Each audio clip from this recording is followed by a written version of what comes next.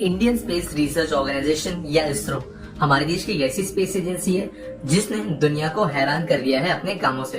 मंगल पर पहले अटेम्प्ट पर लैंड करना, चांद पर पानी की डिस्कवरी, एक रॉकेट लॉन्च में 104 सैटेलाइट्स को लॉन्च करना, इस तरीके के कई सारी चीजों के कारण इसरो का नाम आज दुनिया में बहुत ही ज्यादा पॉजिटिव है। और आगे जाकर इसरो अपनी काबिलियत को किन मिशंस में डाइवर्ट करेगा, इस बात को लेकर आज हम चर्चा करेंगे।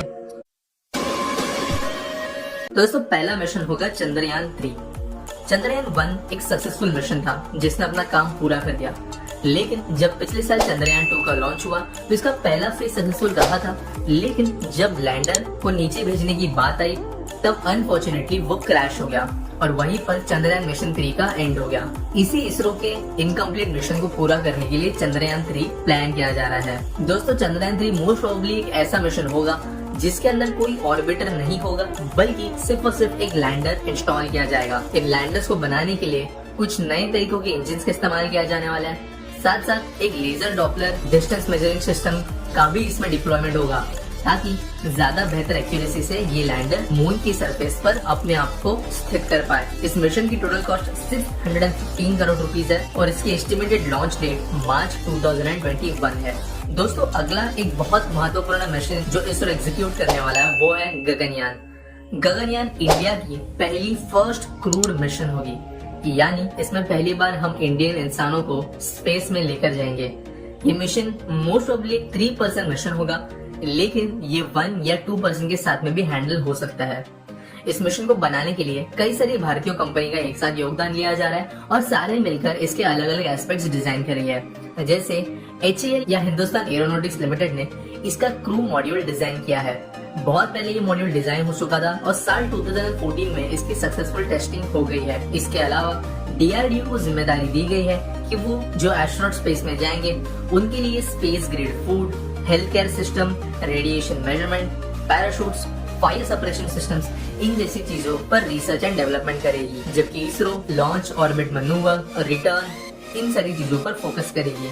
इस मिशन को 3 भागों में एग्जीक्यूट किया जाएगा, जिसमें पहली ऑर्बिटल टेस्ट फ्लाइट की जाएगी दिसंबर 2020 में। इसके बाद में जुलाई 2021 में दूसरी ऑर्बिटल टेस्ट फ्लाइट होगी और फाइनल क्रूड फ्लाइट जिसमें इंसान होंगे वो परफॉर्म की जाएगी दिसंबर 2021 में। एक बार जब ये मिशन स्पेस में लॉन्च होगा तो ये अर्थ की सरफेस से 400 किलोमीटर की ऊंचाई पर अर्थ के आसपास ऑर्बिट करेगा और कुछ समय बाद में क्रूमेट्स को वापस धरती पर लेकर आएगा। इसे लॉन्च करने के लिए इसरो का tried and tested GSLV Mark 3 rocket का इस्तेमाल किया जाएगा और अब तक के लिए इसरो का ये सबसे ज्यादा एम्बिशियस मिशन है।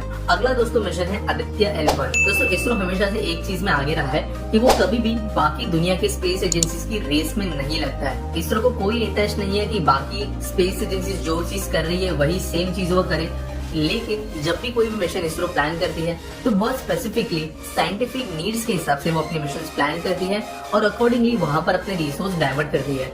इसी कारण फर्स्ट डिस्कवरीज में इसरो काफी ज्यादा आगे रहा है। इसी तरह आदित्य L1 इंडिया का पहला सोलर मिशन होगा। यहाँ पर कई सारी दूसरी स्पेस एजेंसी के साथ में भी इसरो काम कर रहा है, लेकिन इसमें ज्यादातर कंट्रीब्यूशन होगा JAXA का, जो जापानी स्पेस एजेंसी है।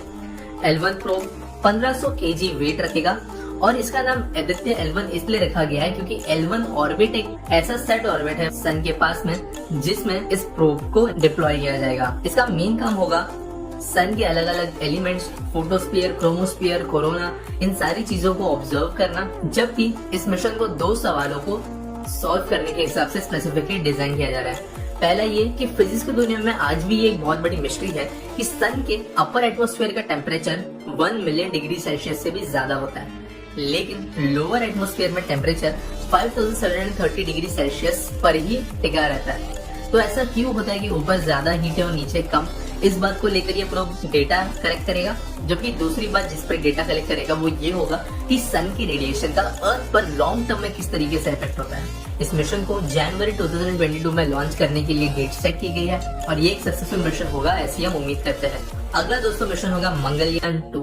मंगलयान 1 ने इंडिया को वर्ल्ड मैप पर खड़ा किया था इसके सक्सेसफुल लॉन्च के कारण, और इसी के तर्ज पर मंगलयान 2 मिशन इसरो ने आगे फ्यूचर में लॉन्च करने के लिए प्लान किया है। दोस्तों, ये मिशन भी GSLV Mark 3 रॉकेट्स को यूज करके हुए बनाया जाएगा और इंडिया फ्रांस मिलकर एक अग्रीमेंट जिन्होंने जो साइन किया है उसके तर्ज पर इसे जॉइंटली डेवलप करेगी। ये मिशन थोड़ा अभी आप कह सकते हो कि प्राइमरी फेज पे है और अभी एटलीस्ट ऐसी उम्मीदें नजर आ रही कि इस मिशन में एक लैंडर भी होगा, यानी मार्स की सरफेस पर हम कोई रोवर उतारेंगे, जबकि पहले वाले मिशन में सिर्फ और सिर्फ ऑर्बिटर था। इस मिशन में कई सोफिस्टिकेटेड इंस्ट्रूमेंट्स लगाए जाएंगे जो ना सिर्फ इंडिया के होंगे लेकिन बाहरी देशों से भी मंगाए जाएंगे उनकी स्पेस एजेंसी से, और ये सारे इंस्ट्रूमेंट्स मार्स की सरफेस पर बड़े पैमाने पर ऑब्जर्वेशंस और डेटा कलेक्शन का काम करेंगे।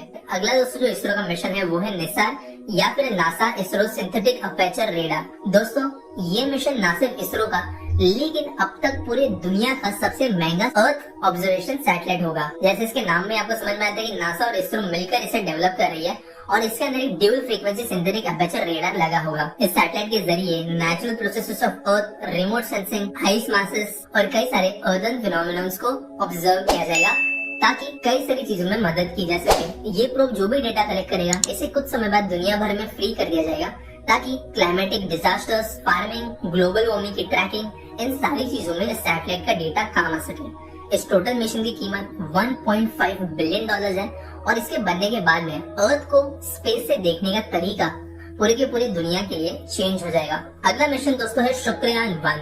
नाम से दोस्तों समझ गए होंगे कि ये मिशन वीनस प्लैनेट के लिए बनाया जा रहा है। ये मिशन भी आप ऐसा कह सकते हैं कि अपने बहुत ज्यादा प्राइमरी फेज में है और इस मिशन का काम होगा वीनस के सरफेस और एटमॉस्फेयर की स्टडी करना, ये देखना कि किस तरीके एलिमेंट्स इसमें हैं, क्या क्या नेचुरल फिनोमेनन हमें इस सरफेस पर देखने मिलते हैं, और इस चीज को जानने के लिए कई सारे इंडियन इंस्ट्रूमेंट्स इस पर लगाए जाएंगे। इनमें से अगर कुछ इंस्ट्रूमेंट्स की मैं बात करूं तो HF radar, service emissivity detector, thermal camera, cloud monitoring, lightning sensor, spectropolarimeter, solar occultation photometry, airglow imager, इस तरह की कई सारे साइंटिफिक इंस्ट्रूमेंट्स जिनका मीनिंग बहुत ज्यादा कॉम्प्लेक्स है वो इसमें डिप्लॉय किए जाएंगे। इसके अलावा इसरो ने ऑलरेडी बाकी स्पेस एजेंसीज को कहा है कि अगर वो चाहते हैं तो अपने प्रोब्स और इंस्ट्रूमेंट्स भी वो इस मिशन के जरिए डिप्लॉय कर सकते हैं, और कई सारे एजेंसीज के साथ में बात चल रही है जिसके अंदर अब तक नासा का टेराहर्ट्ज डिवाइस, रशिया के 2 पेलोड और फ्रांस का 1 पेलोड इस मिशन में इंस्टॉल किया जाएगा, ऐसी अब तक खबर आई है। ये मिशन 2024 के सबसे प्लान किया गया है और उम्मीद करते हैं ये भी एक बहुत बड़ा सक्सेस होगा और कुछ बहुत बड़ी ब्रेक थ्रू डिस्कवरी इसरो कर पाएगा। तो दोस्तों ये जो मिशन की मैंने बात की ये ज्यादातर रिसर्च मिशन है। इसके अंदर नई चीजें ढूंढने के लिए काम होगा, नए साइंटिफिक रिसर्च करने का काम होगा, लेकिन इसके अलावा भी इसरो कंटिन्यूस काम कर रहा है कमर्शियल स्पेस ऑपरेशंस पे। यानी दोस्तों जिस तरीके से हमारे वेदर सैटेलाइट्स होते हैं, कमर्शियल कम्युनिकेशन सैटेलाइट्स होते हैं, मिलिट्री सैटेलाइट्स होते हैं, इसके अलावा रीयूजेबल लॉन्च व्हीकल्स, हमारा खुद का स्पेस शटल, इन जैसे कई सारे मिशन पर इसरो काम कर रहा है जिनका टारगेट कोई नई डिस्कवरीज नहीं करना है, लेकिन ऑलरेडी हमारी जो बड़ी स्पेस इंडस्ट्री है उसमें मदद करने के लिए ये डिजाइन किए जा रहे हैं। तो ऐसा नहीं है कि इसरो सिर्फ इन 4-5 मिशन पर काम कर रहा है, इसके अलावा भी इससे भी कई ज्यादा बहुत बड़े पैमाने पर इसरो बाकी चीजों पर काम कर रहा है। दोस्तों उम्मीद करते हैं कि इसरो ने जिस तरीके से हमें बहुत ज्यादा प्राइड पिछले कुछ सालों में दिया है, आगे जाकर भी ये चीज बरकरार रहेगी और हम इसरो के लिए बेस्ट विशेष रखते हैं। इन सारे मिशंस में इसरो बहुत ज्यादा सक्सेसफुल रहेगी। तो दोस्तों अगर आपको इसमें से किसी भी मिशन के बारे में डिटेल जानना हो तो आप कई सारे ऐसे यूट्यूब चैनल है जिनको फॉलो करके इन्हें डिटेल में समझ सकते हो। बाकी अगर आपको ये वीडियो पसंद आया होगा तो लाइक करना, शेयर करना, सब्सक्राइब करना और मिलेंगे अगले वीडियो में।